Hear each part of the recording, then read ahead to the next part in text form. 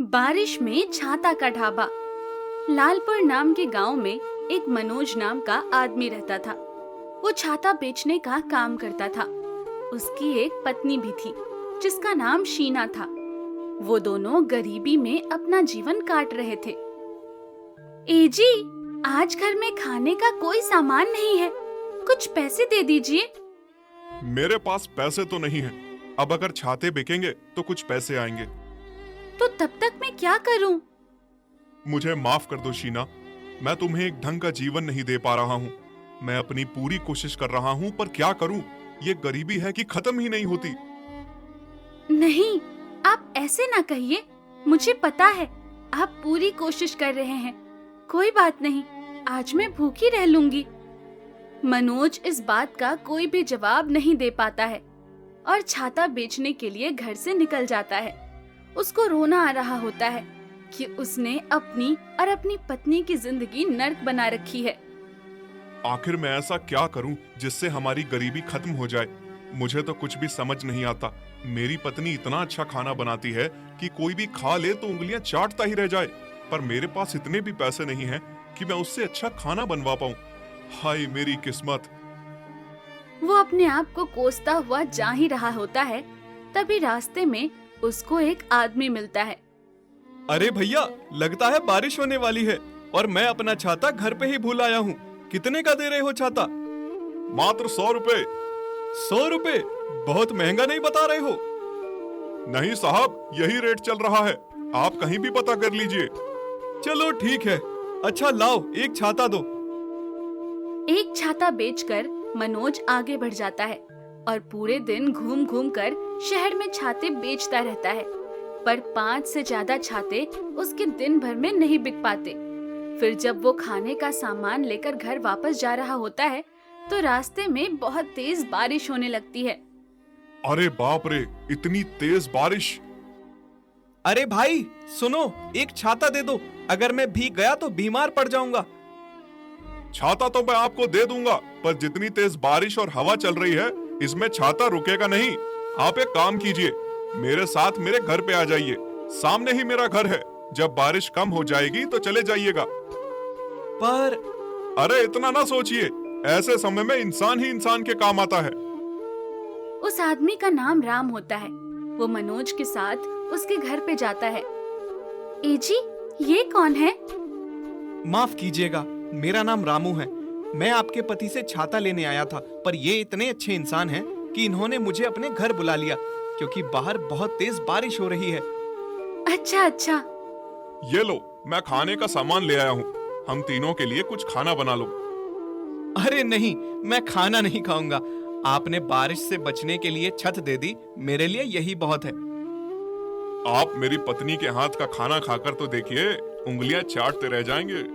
उसके बाद शीना खाना बनाती है और उन दोनों को परोसती है। राम और मनोज मिलकर खाना खाते हैं। राम को वो खाना इतना अच्छा लगता है कि वो सचमुच उंगलियां चाटता रह जाता है और कहता है, अरे मनोज, तुमने तो बिल्कुल सच कहा था। ये खाना तो बहुत ही ज्यादा स्वादिष्ट है।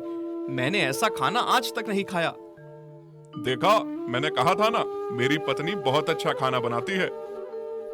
अरे तो तुम लोग एक ढाबा क्यों नहीं खोल लेते?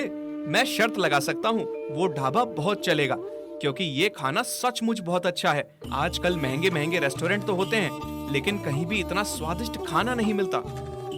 अरे साहब, आप ये क्या बात कर रहे हैं? मैं तो गरीब छाता बेचने वाला हूँ। मैं भला कहाँ से ढाबा खोल सकता हूँ? भाभी जी से इस बारे में बात करके देखिएगा। फिलहाल बारिश रुक गई है, मैं चलता हूँ।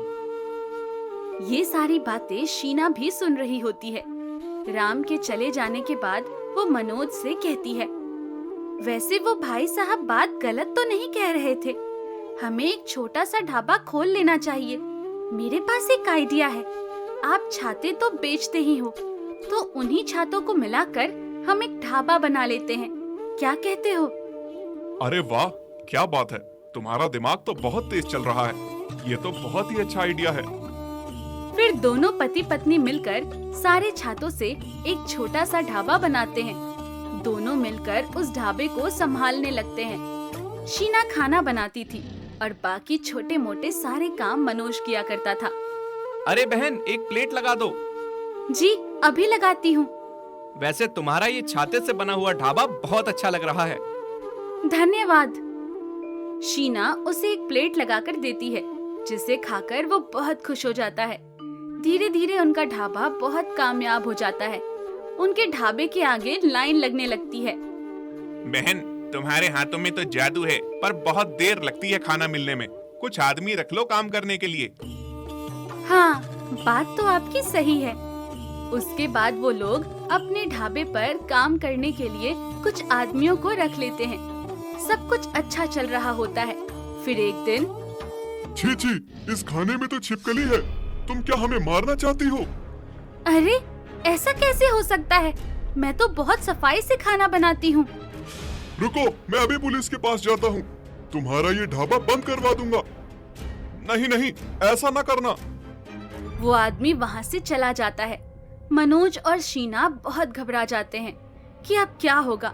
थोड़ा ही समय गुजर पाता है कि पुलिस वहाँ आ जाती है। मनोज और शीना को अपने साथ पुलिस थाने ले जाती है। उनसे पूछताछ की जाती है तो शीना कहती है, साहब, हम तो बहुत साफ सफाई से खाना बनाते हैं। इसमें हमारी कोई गलती नहीं है। हमें नहीं पता ये छिपकली इसमें कैसे आई। जी साहब, हमें नहीं पता ये कैसे हुआ। छिपकली के अपने आप उड़ के इसमें बैठ गई। तुम इतने लोगों को खाना परोस रहे हो तो उनकी सेहत का ख्याल रखना भी तुम्हारी ही जिम्मेदारी है। साहब, मैं तो कहता हूँ इनका ढाबा बंद कर दो और इनको जेल में डाल दो, वरना ये लोग तो मासूम लोगों को अस्पताल पहुँचा देंगे। ये सुनकर मनोज और शीना रोने लगते हैं और तभी वहाँ एक लड़का आता है और कहता है, इंस्पेक्टर साहब, इसमें मनोज और शीना की कोई गलती नहीं है। सब किया कराया इस आदमी का है। ये देखिए वीडियो। वो लड़का इंस्पेक्टर को एक वीडियो दिखाता है जिसमें साफ दिख रहा होता है कि ये आदमी खुद मरी हुई छिपकली अपने खाने में डाल रहा होता है। ये देखकर सब हैरान हो जाते हैं और फिर वो लड़का कहता है, मैं शहर से आया था क्योंकि मैंने इनके ढाबे के बारे में बहुत सुन रखा है। जब ये सब हुआ तब मैं व्लॉगिंग कर रहा था। बाद में जब मैंने अपना वीडियो देखा तो उसमें बैकग्राउंड में मुझे दिखा कि ये आदमी खुद अपने आप खाने में छिपकली डाल रहा है। क्यों बे? क्यों किया तूने ये?